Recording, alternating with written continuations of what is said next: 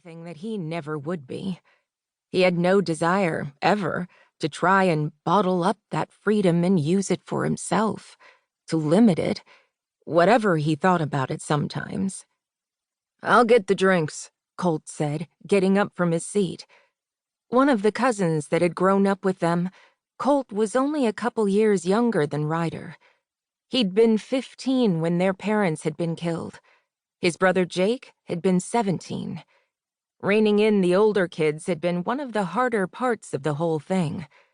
Because how did you tell someone who was basically your age that they needed to quit staying out all night and maybe try a little bit harder at school? Well, you just said it, but it didn't always go down well. Ryder had been a teenager, not a parent. It wasn't like he'd been a model for anything good or decent. The only reason he had kept his grades up when he was in high school was because he wanted to stay on the football team. That had been his life. And he had been untouchable, golden, until he wasn't. Until he had discovered that his family was more than touchable. They were breakable. Until he had to give up college scholarships and other aspirations so that he could take care of everyone. Not that he would have made it into the NFL after college. He just would have been able to use football to get through school. It didn't matter. He had never wanted to be a rancher. He wanted to get out. He wanted to leave home and see the world and have something different than his uncle, who had lived on one plot of land for his whole life. Different than his father, who had been the police chief of the town he was born in, the town he'd never left.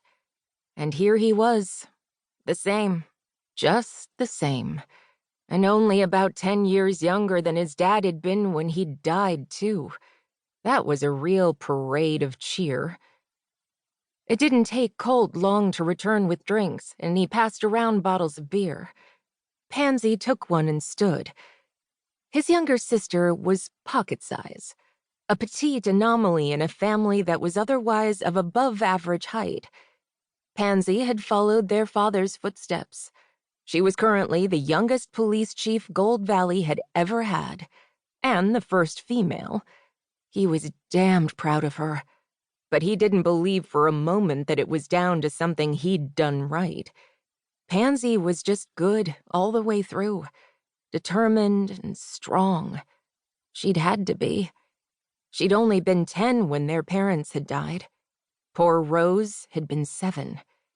Yeah, it had been a certain kind of hard to deal with the teenagers, but comforting children who were crying helplessly over mothers who would never hold them again, that was a hell he didn't like to remember even now.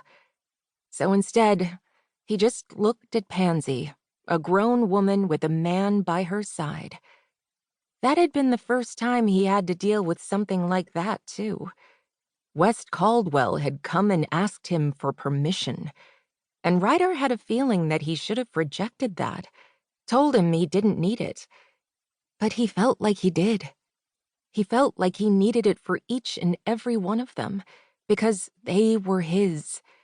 Even Sammy. Because while she might be the sun in his life, he was her protector. It was his job to make sure nothing bad ever happened to them.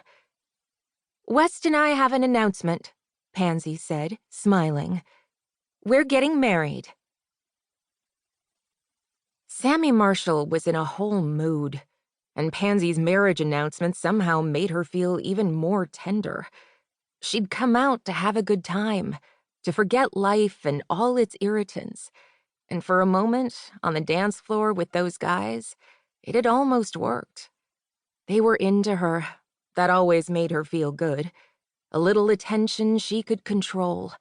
A little attention that didn't cost anything. But then she'd looked over at the table and caught Ryder's eye, and something about him had brought her back down to reality. Back to who she was. Though it wasn't his fault the confrontation she'd had earlier with her estranged mother had lodged itself in her chest and wouldn't let go, and it enraged her. She didn't want to